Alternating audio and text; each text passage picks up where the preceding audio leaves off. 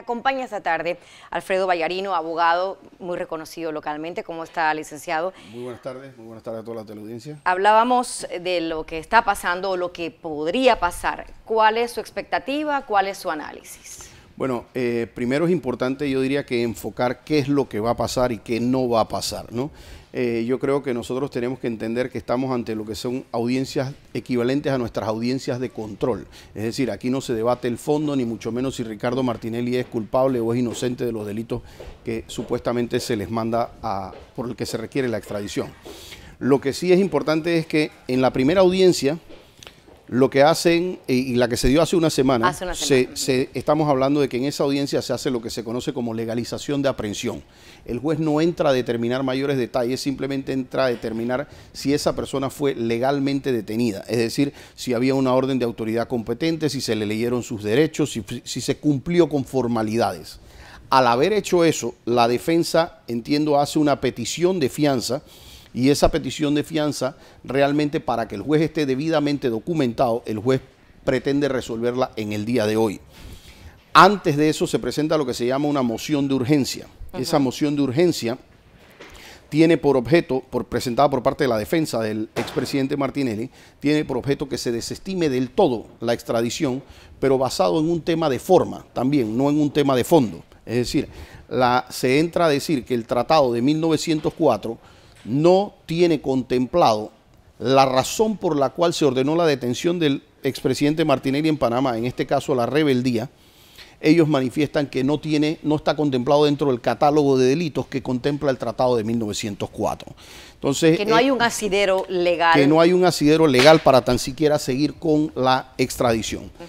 Como eso es una cuestión de forma, porque al final de cuentas, cuando terminamos entrando en un tema de fondo, si es que eso no ocurre, porque el orden en que debe darse, por lógica, debe darse la siguiente orden. Primero vamos a decidir el tema de la nulidad, de esta moción de emergencia que pretende que se desestime del todo la extradición.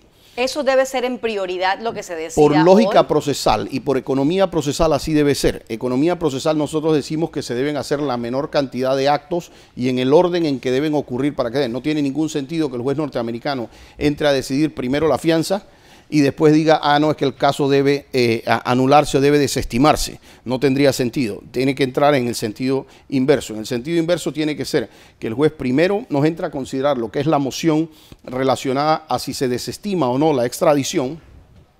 Y en esta nosotros tenemos que hacer docencia en el sentido de que una extradición no entra a determinar si la persona es culpable o no del delito. Eso no le corresponde en ninguna de las fases a la extradición. Únicamente es si está cumpliendo o no con formalidades involucradas en tratados internacionales para poder llenar esos requisitos de la extradición. Es decir, en la presentación que hizo Panamá. En la presentación. Por supuesto que uno como abogado debe hacer uso también de los defectos de forma, como debe ser de los defectos de fondo. Es decir, para hacerte una analogía, en una cuestión, una cosa es meter los goles en el partido y otra cosa es que se marquen los fouls o los penaltis que tengan que hacerlo. Ambas cosas son igual de importantes. Para la defensa tiene que estar muy atento de que la documentación que haga acompañar, que haya mandado Panamá a la Fiscalía de los Estados Unidos, que está representando los intereses de Panamá, a ver si eso cumple tan siquiera con los requisitos formales. Y cada requisito formal que ellos vean que puede cuestionarse, un abogado hábil va a estarlo cuestionando a ver si el juez en efecto coincide con la posición de la defensa de que está ausente alguno de los requisitos. Y que pareciera que fuera así, eso es lo que están argumentando los abogados, ¿no? En efecto hay temas que sugieren que puede haber diferentes interpretaciones sobre lo que está en el tratado, porque cuando él se le manda la detención aquí en Panamá, primero recordemos que a él no se le hizo una imputación de cargos como tal. Que eso hay que dejarlo muy claro y en eso también hay confusión. En eso es muy importante, ¿por qué? Porque un proceso en el sistema penal acusatorio tiene tres fases importantes. La fase de imputación, la fase de la acusación y la fase del juicio oral. ¿Qué es la fase de imputación? La fase de imputación es importantísima porque esa es en la que yo como fiscal te comunico a ti exactamente de qué te voy a investigar. Y después de que te digo de qué te voy a investigar, te doy el tiempo adecuado durante esa fase de investigación para que tú me presentes todos los descargos que tú a bien tengas durante la investigación para entonces yo decidir si acuso o no. Por lo especial del procedimiento que se sigue a un diputado, hay una norma que habla de que una vez finalizada la investigación se pasará a la acusación. Eso es lo que dice la norma.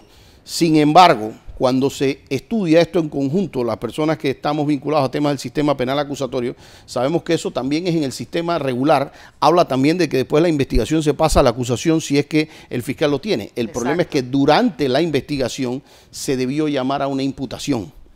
Entonces, en esa imputación yo le comunico a la persona, te estoy investigando del delito de homicidio, es el homicidio de esta persona, la razón por la que te investigo a ti es porque había una cámara de vigilancia, habían 3 testigos que señalan que tú eres, y entonces tú tienes toda la oportunidad de traerme a la persona que yo digo que está muerta para decirme, no, aquí mira, que está viva, o yo estaba en otro lugar, pero esa es tu oportunidad de defensa. Cuando eso no se le da a una persona, se le viola su derecho de defensa. Y eso va a ser uno de los argumentos de mayor peso en su momento ante las autoridades norteamericanas. Federales. Eso se va a juntar con que lo más probable la defensa de Ricardo Martinelli en su momento lo junte con temas que son hechos que él tiene que considerar un juez norteamericano. Le va a decir, mire, aquí hubo una situación entre el expresidente y el presidente, entre el expresidente Martinelli y el presidente actual de Panamá. Se ve allá el factor político. Claro, ¿Tendría que entrar en juego ese factor político también ante un juez federal o no necesariamente? Mira, yo te diría, sí, pero hay momentos. Sin embargo, este no es el momento. Yo te diría que son estilos de abogados. Si a mí me tocara hacer un alegato sobre eso, yo nunca dejaría de poner eso en la mentalidad del juzgador. Es decir, yo nunca dejaría de decirle, indistintamente de que mi enfoque vaya al tema de que esto es una rebeldía, yo siempre estaré diciéndole al juez, considéreme que este señor es el presidente de un partido opositor. Considéreme que es un enemigo personal del expresidente, del actual presidente Varela. Considéreme que entre ellos hubo una demanda de varios millones de dólares, es decir, han sido contraparte. Considéreme que ellos son definitivamente contrapartes políticas en este escenario. No te estoy trayendo aquí, me agarraste a mí y yo fui allá y yo empecé a decir yo soy un contrincante político de él y yo soy un perseguido político. No, aquí hay algunos elementos para considerar que esto pudiera tener un tinte de carácter político. Es decir, es una posibilidad que yo le tengo que plantear al jugador. Inmediatamente con eso, entonces yo, si soy abogado de la defensa, le voy a decir, fíjate que en Panamá hemos tenido 10.000 casos de sistema penal acusatorio. ¿Sabes cuántos casos en Panamá no han tenido imputación? Uno, el de Ricardo Martinelli. Ahora, yo te estoy juntando eso con toda la situación política de por medio. Este señor no tuvo derecho a una imputación. Ahora fíjate, lo están persiguiendo por un delito, ahora ya entran entonces los temas de fondo, pero son el orden en el que está. Ahora, ¿qué van a debatir hoy? Ese asunto político del que usted me habla, licenciado, de que todo lo que ocurrió con el presidente Varela, ¿todo eso se puede argumentar en una audiencia como la de hoy o eso queda para el tema del asilo? Se reserva el fondo, diría que no es por el tema del asilo, porque el juez federal nunca va a ver un tema del asilo, eso lo ven en el área administrativa. Migración, el equivalente nuestro a ver los temas migratorios, a ver los temas de Cancillería, a ver si se concede o no el asilo. Pero se podría argumentar por parte de la defensa. Sin embargo, una de las razones para negar, y no es, a pesar de que es parecido, no es el asilo político, pero una de las razones para negar la extradición, de acuerdo a tratados internacionales, es que la persona sea un perseguido de carácter político.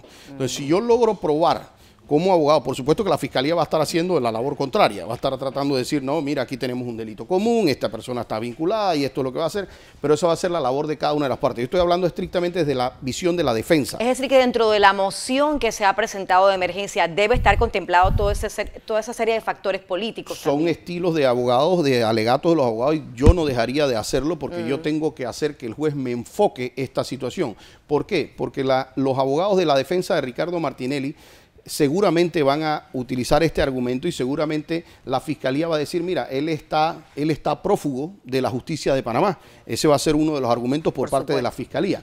La defensa va a decir, un momentito, Él no está prófugo aquí, él vino aquí y solicitó un asilo político. Al hacer una solicitud de asilo político, aquí ha estado en Miami, ha estado en un lugar de manera pública en Miami. De hecho, él ha conocido los procesos en su contra, ha conocido el tema relacionado a los requerimientos que ha hecho la justicia de Panamá, y sin embargo ha estado en el mismo lugar aquí en Miami, en donde tiene una casa, en donde tiene un trabajo, en donde tiene... Ellos van a pelear ese arraigo para decirle... ¿Qué es lo que se le llama arraigo? Claro, ¿no? El arraigo que tiene hacia los Estados Unidos, y le ha dicho, señor juez, él sí está teniendo cuidado de la justicia de Panamá, porque no confía en la justicia de Panamá, y él sí ha hecho eso, y lo hizo desde el momento que solicitó un asilo político, porque cuando una persona solicita asilo político, entre las cosas que está diciendo es: no confío en el sistema, no confío en la autoridad actual que está. Pero de la justicia norteamericana, que es la que le interesa al juez norteamericano, él no ha hecho una rehuida de la justicia norteamericana. Él se ha mantenido en su casa, pese a conocer que hay un requerimiento diplomático. Él ha estado aquí en su mismo lugar. Ahí fue el lugar donde él se le hace la captura y se le hace la conducción. Y es una persona que durante el tiempo que se da este proceso, nosotros le ofrecemos a usted, señor juez, que haya una fianza de garantía de que él no se va a ir para ningún lado. Yo pienso que esa va a ser la línea de argumentación que en su momento dado va a llevar la defensa. Por el lado de la fiscalía obviamente va a decir: hombre, él está prófugo de Panamá, él no ha regresado a Panamá, él tiene determinados vínculos hacia determinados delitos por tales y tales testigos, pero el juez no entra a determinar ahí culpabilidad o inocencia. Lo cierto es que cualquiera persona... Y al juez no le interesa realmente. No les interesa mucho ese tema, pero y lo cierto es que el expresidente, y no por un tema de vínculo o no con el caso, como cualquier inmigrante va en desventaja, ¿no? Porque al ir la desventaja como inmigrante es que siempre se establece como una posibilidad el peligro de fuga, porque yo soy un inmigrante en otro país. Sin embargo, tiene a su haber pues el tema de que ya tiene 3 años en el lugar, ha tenido la residencia, es una persona conocida. No es que Ricardo Martinelli se puede esconder en cualquier país del mundo y nadie va a saber. Todo el mundo sabe ya la cara de Ricardo Martinelli, lo conoce, no es tan fácil como que lo puede hacer. Así que el debate va a ser muy interesante desde el punto de vista procesal, pero al final de cuentas van a ser 2 mociones las que vamos a estar viendo. La primera es determinar si el juez entiende que el tratado puede ser desestimado desde ya por razones de forma. Si él entiende que se desestima por razones de forma, pues ahí acaba el caso, irán las apelaciones de rigor. Pero si él entiende que puede proseguir la extradición, eso no significa que ya se concedió la extradición. Eso significa que allá se van a debatir luego los argumentos el resto de los argumentos políticos, el resto de los argumentos de forma, el resto de los argumentos relacionados propiamente a la extradición. Pero acá se está diciendo si el tratado o no contempla el aspecto de la rebeldía y si puede o no seguir tan siquiera el trámite. Pero obviamente y el segundo es la fianza. El tratado de 1904 no contempla tal cosa como la rebeldía. Entonces... No, definitivamente que no contempla la rebeldía, pero por supuesto que va a decir, la parte de la fiscalía va a decir: señor juez, es que no lo están procesando a él por la rebeldía, lo están procesando por el delito de la violación de la intimidad, lo van a estar procesando por un peculado de uso, etcétera, y eso, como consecuencia de esos delitos, surgió la rebeldía, pero el proceso es por estos delitos. Va a ser la posición de la fiscalía. La posición de la defensa va a ser: sí, pero la detención no se da en atención a que la Corte Suprema de Panamá revisó temas atinentes a lo que había o no en relación a esos delitos, sino únicamente en una condición de rebeldía. Y de hecho lo van a cuestionar, porque la defensa seguramente lo va a cuestionar, o debería cuestionarlo, porque la defensa va a salir a decir: un momentito, ¿cómo lo vas tú a declarar en rebeldía si en un momento dado tú no hiciste una notificación como mandaba la ley panameña? Aquí son temas muy técnicos que van a ser, yo espero que esta audiencia en realidad no se resuelva antes de 1 hora, por lo menos yo pienso que hoy sí vamos a tener un poquito más de, como te dije, la primera audiencia era más de control de legalización, de la aprehensión, en donde simplemente era: hombre, estuvo bien detenido, había una orden escrita, etcétera, pero hoy sí va a haber más fogaje entre fiscalía y defensa. Entiendo yo que hay buenos fiscales y también muy buenos abogados defensores, tanto panameños como americanos, así que ahora toca esperar el resultado. Incluso uno de los fiscales, que es Adam Fels, decía este fin de semana que y argumentó el peligro de fuga. Sí, es correcto y sabemos, no es que lo hacen por la figura específica de Ricardo Martinelli.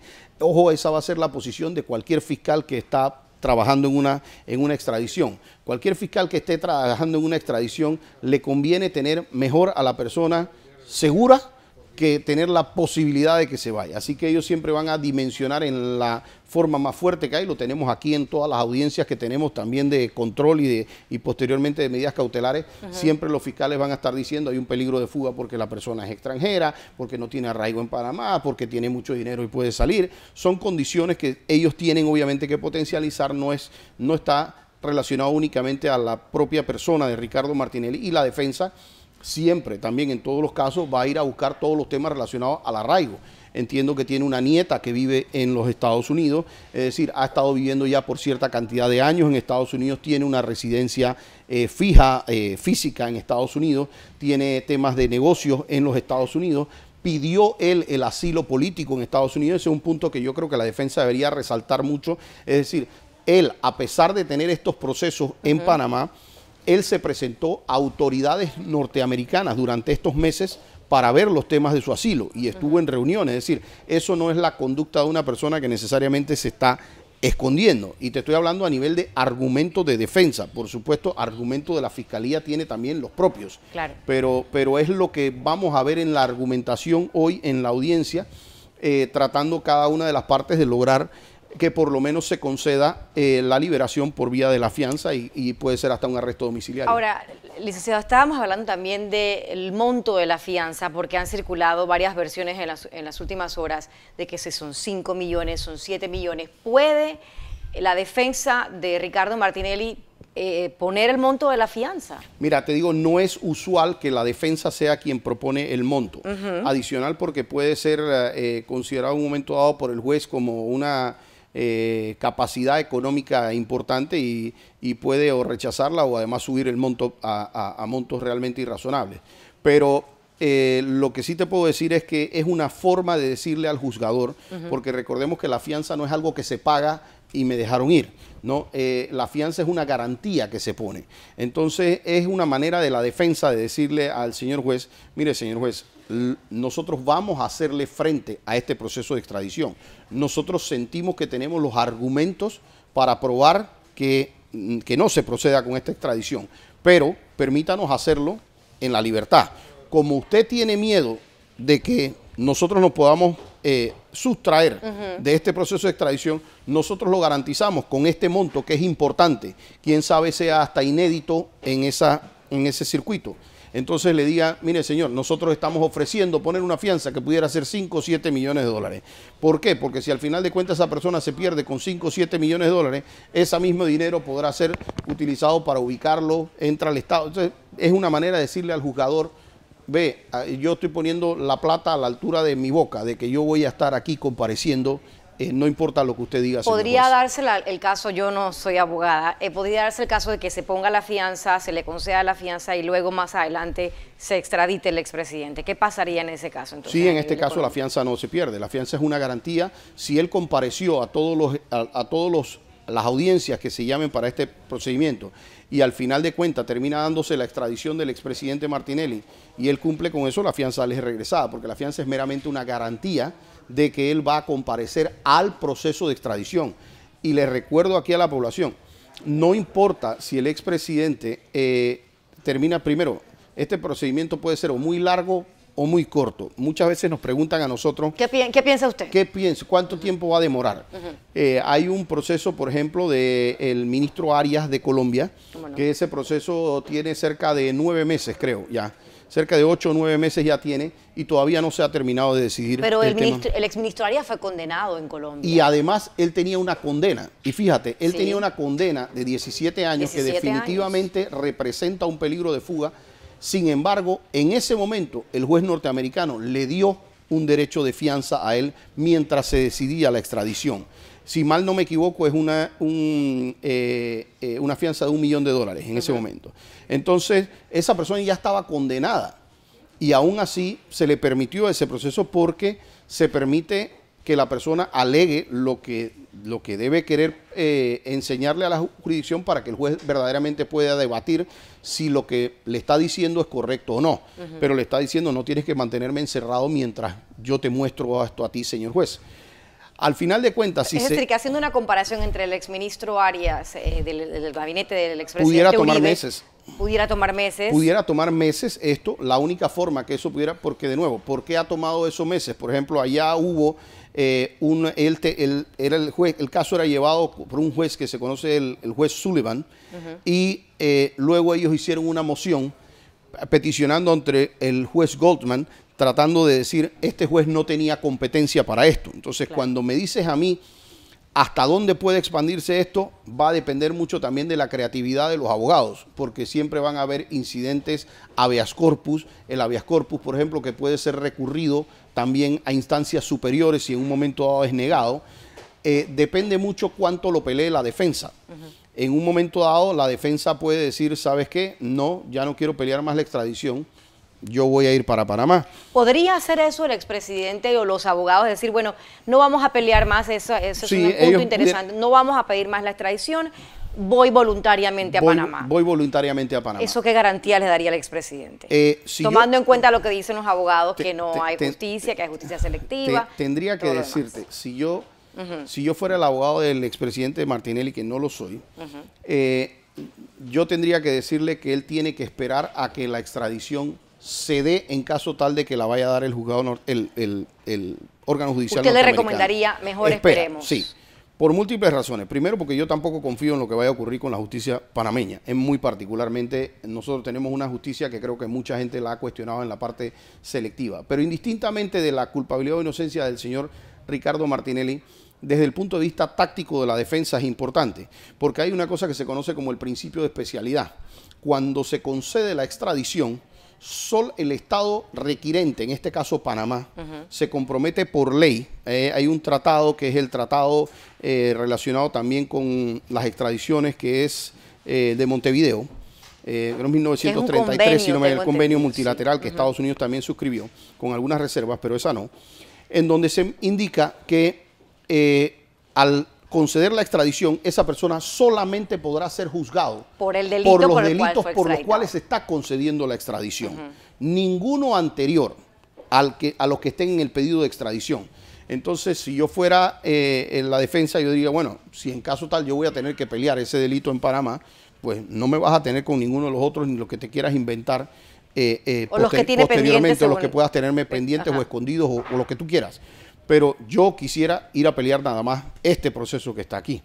Y para eso yo tendría que forzar que se dé la extradición y entonces vengamos a pelear eso con el principio de especialidad. ¿No le conviene entonces a los abogados sugerirle eso al expresidente? No peleemos la extradición. Yo no sería una recomendación mía, yo respeto la posición que tome cualquiera de los abogados, pero definitivamente que si fuera, que a nosotros nos tocara hacer una recomendación, definitivamente que no fuera eso lo que yo le recomendaría ni a Ricardo Martinelli ni a ningún otro cliente mío que estuviera sujeto. Por las condiciones propias que ustedes han denunciado del sistema jurídico. Por lo que hemos cuestionado del sistema judicial y también porque, vuelvo y digo, conviene desde el punto de vista procesal eliminar cualquier otra posibilidad de riesgo procesal y centrarnos únicamente en ese proceso. Entonces vamos a debatir qué es lo que ocurre en ese proceso, pero ya yo sé que no tengo que ir a pelear todo el resto de los procesos que... Ahora, yo sé que es un poco arriesgado, pero ¿cuál sería su vaticinio para lo que pudiera ocurrir hoy? Mira, te tendría que decir que realmente yo siento una posición difícil para el expresidente Martinelli, más que todo por su condición de inmigrante, no tanto por lo que pueda haber o no en el caso.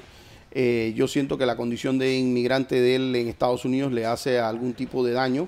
¿Por qué? Porque siempre es un alegato fuerte de la Fiscalía el poder decir, mira, él es un nacional de otro país, él es un nacional de Italia, él es una persona que puede tener refugio en otros países, pudiera de alguna manera sustraerse de eso, aunque sea o no la voluntad esa del expresidente, pero definitivamente sería un argumento fuerte de la Fiscalía.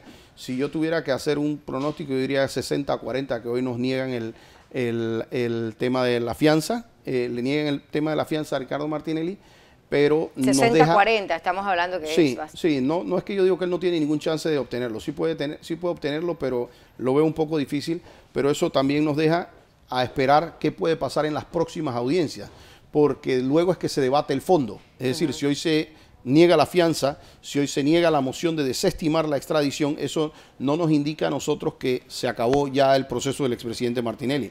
Él va a tener algunos otros elementos donde yo sí le veo mejor chance.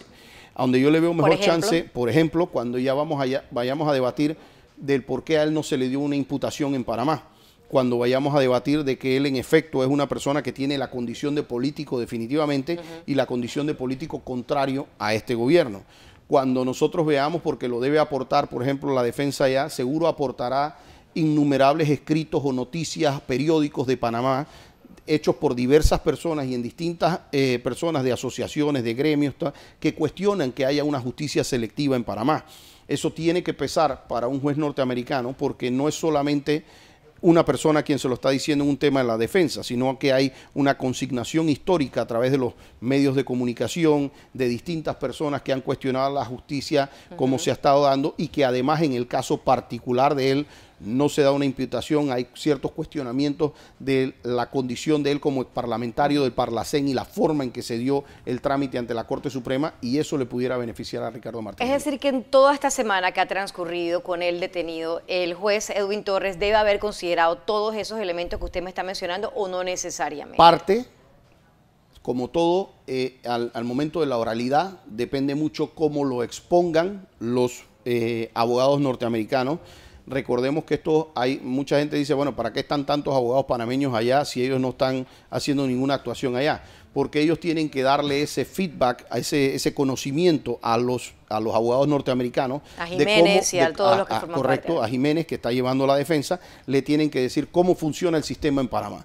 ¿Qué se ha incumplido en Panamá? ¿Qué ha sido distinto para Ricardo Martinelli versus otros panameños en la República de Panamá? ¿Qué puedes cuestionar de esto? Entonces ellos son una parte muy importante en ese apoyo y pues falta ver cómo hace Jiménez también la exposición. Entiendo que es una persona con muchísima experiencia también. ¿Usted ha oído hablar de estos abogados? Es un exfiscal, es una persona que tiene también mucha trayectoria. Y como todo, toca ver la presentación que él hace y el convencimiento que tocan hacer sobre un juez. ¿El monto de la fianza se está fijando o se fija en base a qué? Porque la de Uribito, como le decían al ministro Arias, sí, fue de 1 millón, pero al expresidente se le está mencionando 7 millones. ¿En base a qué se está fijando ese monto tan cuantioso? No, la fianza debe ser algo, una fórmula entre algo que no resulte impagable para la persona, pero que resulte de alguna trascendencia para que la persona no vaya a evadirse del proceso. Entonces, no es lo mismo si me ponen, si me ponen a mí una fianza de $1 millón que si le ponen una fianza de $1 millón a Ricardo Martinelli. Posiblemente él, por su condición de empresario, ese $1 millón represente menos importancia que lo que pudiera representar para uno. Ajá. Entonces, a él posiblemente le hagan una exigencia mayor económica, en donde se considere todavía que él puede hacerle frente, pero que su interés sería no dejar de comparecer al proceso para no perder esa fianza. Ahora, el hecho de que sea un expresidente, que sea una figura de alto perfil, en Estados Unidos se han dado algunos casos similares, ¿influye realmente eso ante un juez federal o mira, allá eso realmente no les interesa? Que sea un empresario, no, que sea un... No influye desde el punto de vista de que me voy a dejar intimidar por esta persona, de que voy a hacer, pero yo pienso que sí debe influir en el sentido de que es una persona reconocida, es una persona que no puede esconderse en cualquier esquina, porque es una persona que obviamente ha tenido un nivel público, pero también incide en la parte negativa, porque en su momento dado no es lo mismo a que en un momento dado yo decida fugarme de un proceso a que el juez vaya a conceder una fianza y luego el expresidente Martinelli decidiera sustraerse del proceso de extradición. Eso pesaría mucho sobre ese juez y yo pienso que ese temor él lo puede considerar. Alfredo, alguien me acaba de enviar un artículo de la Constitución, no sé si quieres comentar sobre esto. Sí. El presidente y el vicepresidente de la República solo son responsables en los casos siguientes. Sí. Dice, por extralimitación de funciones constitucionales. 2, por actos de violencia o coacción. Sí.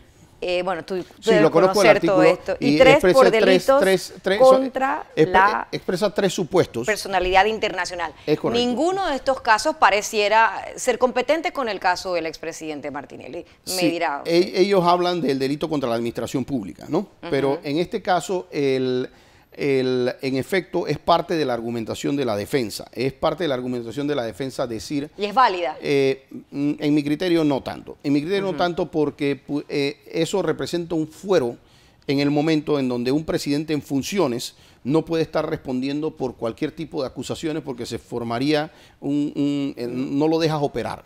Entonces, una ingobernabilidad. Para mí ese tema tiene por objeto cubrir más la gobernabilidad de esa persona y que durante esos 5 años sea los delitos por los cuales pueda ser cuestionado en un momento dado ante la Asamblea Nacional, que es quien tiene la potestad de juzgar a un presidente. Sin embargo, después de ocurrido después de pasado su mandato, ya entra en otro tipo de jurisdicción y yo no veo el impedimento constitucional que ven las personas, pero como todo, hay que respetar que cuando vemos 2 abogados dice que hay 3 opiniones, ¿no? Entonces hay que ver, definitivamente va a ser un argumento que he escuchado que va a presentar la defensa también y toca ver cómo lo interpreta la justicia norteamericana. Te digo una cosa, Mirna, en estas cuestiones me hablan de quiénes son los especialistas de este tema y realmente no hay especialistas. No hay. Y no hay especialistas porque nosotros particularmente en Panamá, este es el primer caso que nosotros tenemos de un expresidente que estamos pidiendo en Estados Unidos en extradición. De hecho, no hay muchos casos de extradición de panameños, de ciudadanos ordinarios que tengamos sujetos a este proceso, así que mucho menos en la condición de un expresidente. No hay ningún caso que yo conozca en los últimos 25 o 30 años de un caso similar y que esté solicitado por magistrados de la Corte Suprema de Justicia. Entonces, no hay especialistas en esta materia. El sistema penal acusatorio, podemos haber especialistas en sistema penal acusatorio, pero esto será de los primeros casos que empiezan a marcar una historia que nos permita el día de mañana ser como referente, pero en este momento nosotros no tenemos ningún caso referente aquí para decir. Lo que sí te puedo decir que marca un referente sobre la Corte Suprema es, por ejemplo, en el tema de la imputación, que nosotros lo estuvimos cuestionando aquí, no ahora, hace 1 año y tanto estuvimos, y quiero decirte una cosa, yo fui quizás una persona muy beligerante en contra de Ricardo Martinelli mientras él estuvo en el gobierno. Pero al momento en donde se le saltó la imputación, nosotros saltamos a defender no a Ricardo Martinelli, sino el proceso. El proceso. Porque el proceso, cuando lo incumples, le haces hasta daño al propio proceso. El día de mañana no vas a poder saber si es culpable o inocente porque el proceso se va a anular. Dijimos eso en su momento y se nos cuestionó si debía ser imputado o no y si nosotros teníamos o no la razón. Lo cierto es que si te fijas, para la otra propia audiencia que estaba citando el magistrado Ayú Prado para hoy, sí lo están citando para una imputación. Entonces la Corte Suprema de Justicia está avalando 2 procedimientos distintos para la misma persona. En uno lo lleva directo a la acusación y en estos ahora se dieron cuenta que sí tienen que llamar para la imputación. Eso tiene que pesar para un juez norteamericano porque le tiene que decir cómo es posible que la Corte Suprema de Justicia de Panamá, claro, tienen 2 procesos completamente distintos contra las mismas personas. Claro. De hecho, sí se ha procesado a diputados suplentes y sí se le ha hecho imputación. Entonces, no podemos nosotros tener un caso en donde Ricardo Martinelli va a tener claramente la posibilidad de decirle a un juez norteamericano, y te tengo que decir que en ese momento sí va a tener la razón, cuando le diga yo soy el único panameño, el único, al que aquí no se le ha hecho un juicio una audiencia de imputación. De imputación de cargos. Y eso tiene que pesar para un juez norteamericano. Bien, en el escenario de que el expresidente, ya para terminar, en el escenario de que el expresidente regresara a Panamá vía extradición, sí, ¿estamos hablando de que eso sería pronto o no necesariamente? O sea, el proceso tendría que tomar cierto tiempo. En el caso de que regresara, ¿cuál sería el procedimiento a seguir en Panamá? Bueno, una vez que él ya, si llegara a Panamá, en este caso se procede entonces a hacer la audiencia de acusación. En esa audiencia de acusación que se conoce en los procesos ordinarios como la fase intermedia, hay una moción presentada por la defensa del señor Ricardo Martinelli que el magistrado Jerónimo Mejía, que es juez de garantía en ese caso, dijo que tenía que resolverla una vez que entraran en esa audiencia, no se pueden resolver antes. En eso yo sí tengo que coincidir con el magistrado Jerónimo Mejía, que debe ser un cambio que tiene que hacerse en la legislación, pero actualmente dice que las nulidades se deciden en la fase intermedia. Pudiera darse algo tan insólito como que llegásemos y el magistrado Jerónimo Mejía tomara la decisión de que es nulo el caso porque no se dio la imputación. Eso podría ocurrir. Así de insólito pudiera ocurrir eso porque ellos tienen la petición de esa nulidad. Pero en caso tal de que eso no se diera, en esa audiencia... ¿Quién presentó esa petición de nulidad? Recuérdenme. Carlos Carrillo. Okay. Carlos Carrillo, abogado por parte de la defensa. Si ellos van a decidir esa nulidad en su momento se les dijo este no es el momento procesal, pero ellos van a debatirla definitivamente en el segundo que se activase un caso en Panamá. ¿Podríamos caer en una nulidad entonces en todo caso? Te voy a decir, no solamente pudiéramos caer, si es mi opinión, si yo fuese quien lo está juzgando, yo lo declaro nulo, el caso. Para mí no puede darse un proceso sin la imputación. Para mí eso no pudiera darse. Sin embargo, si el proceso decidiera continuar, en esa audiencia intermedia es una fase para presentar todo tipo de incidencia, ¿no? Por ejemplo, en ese momento también se van a presentar lo que son las evidencias. Recordemos que nada de lo que ha recogido el fiscal hasta ahora es considerado prueba en el sistema penal acusatorio. Todo eso son meramente evidencias y elementos de convicción. En esa audiencia es que el fiscal, le pide al juez, yo voy a citar a fulano, fulano y sultano, y estos quiero que sean los testimonios para que en ese momento esos testimonios puedan ser considerados pruebas. ¿Testimonios de quiénes serían? ¿Estaríamos hablando de las personas ahí perjudicadas? Hay el señor Pití, Gustavo Pérez, va a ser, y eso va a ser interesante. Fíjate, yo leí la declaración que Habría hizo. que llamar a todas estas personas. Por supuesto, no tiene ningún valor, absolutamente ningún valor, las declaraciones que esas personas han hecho previo al juicio. Las pruebas no tienen valor si no se hacen ante los jueces del tribunal de juicio. Es decir, Gustavo Pérez tendría que ir a dar su versión ante el tribunal de juicio, en este caso la Corte Suprema de Justicia. Igual lo tendría que hacer William Pití, tendría que hacerlo ante la Corte Suprema de Justicia. Todas las personas, todos los documentos que supuestamente son prueba de que están, esos documentos tienen que presentarse como prueba para que sean analizados. Los peritajes forenses, todo eso va a tener que ser público y van a tener que practicarse de manera oral ante el juez todo lo que las personas, los peritos encontraron y todo lo que vieron. Mientras tanto todo eso ocurra, ¿el expresidente quedaría detenido? En Panamá sucede también eso. Cuando él llega, actualmente tiene una orden. En ese escenario. Actualmente él tiene una orden de detención. Pero nada quita que cuando él llega, él pueda solicitar también una medida distinta en Panamá. Es decir, ante el propio juez de garantía, él puede solicitar un cambio de la medida cautelar que él tiene en Panamá. Y también puede solicitar fianza en Panamá. Posiblemente se las van a negar. Posiblemente se las van a negar. Tendría alguna lógica con lo que ha ocurrido anteriormente que se la negaran. Pero la ley lo permite que él lo peticione. No hay nada que le prohíba y de hecho estoy seguro que lo van a hacer. O sea, de todas maneras. Bueno, licenciado Alfredo Bailarino, me ha encantado mucho porque me ha dado algunos conceptos que no conocía del caso y que realmente creo que al televidente también le interesa aclarar de forma didáctica y no tan políticamente hablando lo que está ocurriendo con el caso y lo que va a ocurrir y la decisión que pudiera tomar el juez. Usted dice que es 60-40, vamos a ver qué pasa en las próximas horas, porque aparentemente ha tomado más de lo que pensábamos. Empezó a las 2, ya van a ser las 3. Todavía un rato más porque hoy sí se debaten mucho más. Muchos elementos que no sabíamos tal vez que entrarían en consideración. Mañana. Eso dijo el abogado Sidney Sitton ayer, que correcto. Pudiera ser hasta mañana. Gracias por haber estado aquí en Next Noticias, siempre colaborando. Encantado, siempre. Seguimos.